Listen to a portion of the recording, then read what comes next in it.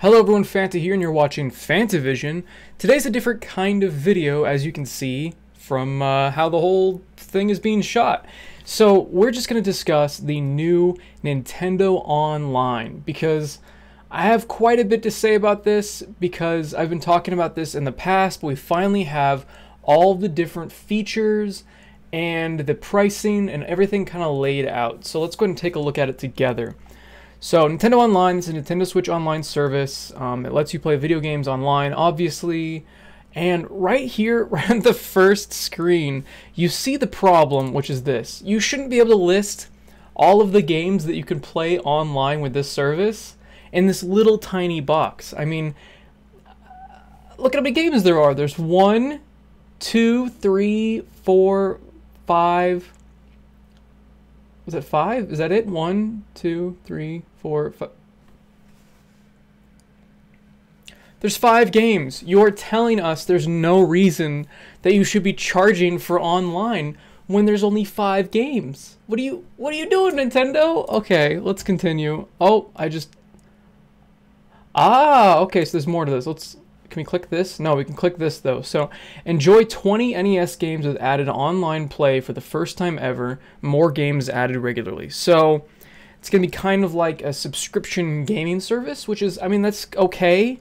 NES games though, like only 20 of them. I mean, you can fit the entire library on like 100 megabytes, I think it was. So, I mean, this is kind of neat. There's gonna be tennis, soccer, Donkey Kong, Mario Bros. I don't know how you're gonna do some of these multiplayer like Donkey Kong. I guess it's like a race to the top. I don't know. So, oh, you know what? Maybe not all of them are multiplayer. Okay, so this is the 20 games that it comes with, and then that's weird. I don't know. I don't know how I feel about that, guys. 20 games, really? I mean, the NES Classic had more than that. What are you doing? So, I don't see this as a selling point. It's neat that they're finally going to be on there, but we still haven't heard about the Virtual Console. What if people want to buy a specific NES game, and why have they not announced Virtual Console? That might be a thing at E3, but why Nintendo is again hating money is beyond me. Save Data Cloud Backup is something that should have been on the Nintendo Wii U, and we finally are getting it with this paid service in September. Are you kidding me? That's ridiculous. This should be a feature with your system. With your Nintendo ID, you should just have this. You shouldn't have to pay for this. That's so stupid. I don't know about you guys, but I know several people who have lost all their data off their Switch. And then myself, I lost all my data in the Wii U, and that was insanely huge. I mean, I had all my saves just gone.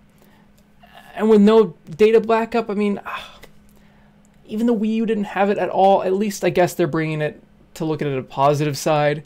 At least they're finally bringing it.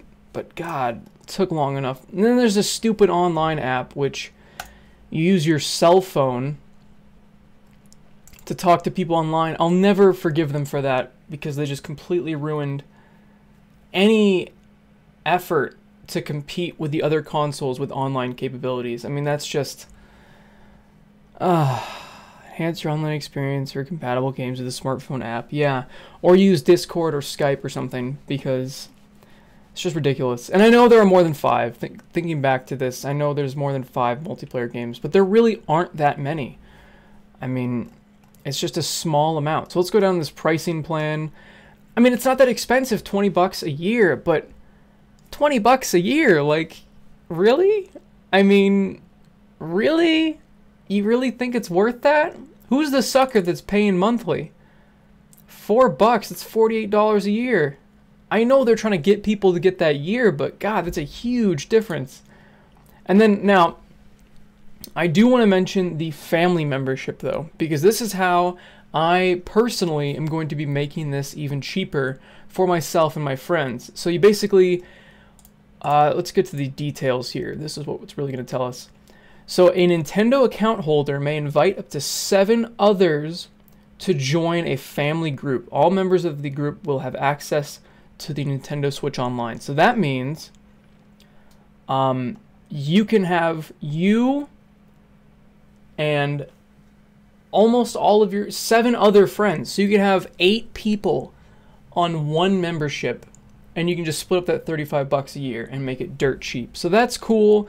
Now, I'm worried a little bit about the Nintendo backup. I'm hoping, really, iTunes, why do we even have iTunes? I'm really hoping that the backup games will go to your ID and not the account holder, because if it goes to the account holder and you decide, hey, I don't want to be a part of this group anymore for some reason, what, are you screwed? Like, how does that work? I don't know. So we need a little bit more detail on that family membership, but we'll figure that out in the future, I'm sure. Let's see. Frequently asked questions. Maybe it'll be in here. There's only 2 questions, though. How do I purchase a membership? That's obvious. Retailers, duh. And on the shop, which will require online access to play all the games that play online. What is that question even? So let's take a look at this again. Make the most out of your Nintendo Switch. So free until September is the online gameplay, which I still think is ridiculous. Shouldn't have to pay for that. Nintendo Switch Online app, which is the terrible cell phone app that no one uses, at least nobody that I know uses it. NES, Nintendo Switch Online. This should be included with everybody for free. Special offers is going to be like coupons, I'm sure. I still don't think this really... I know it's only $20 a year, but why NES games? I feel like Super Nintendo would have been a much better, or just Nintendo games in general. Don't limit it to NES. Make it NES, Super Nintendo, GameCube. I mean, these are properties you've had out now for over 10 years. Give a couple away for free, right? Why not include that with a Nintendo Switch Online? Can you imagine the capabilities and the different things they could do with the old GameCube games? Like playing the old Mario Strikers again on the GameCube, but with online. Mario Tennis online. There's so many different opportunities they kind of gave up just by making it NES, and that makes me sad. And then the rest is just basic stuff that consoles have. So, family fun. Oh, okay, so this is just the online service. So that's it. That's it, guys. September 2018, you have to start paying to play the very few games that you play, which I'm guessing is Splatoon and Mario Kart.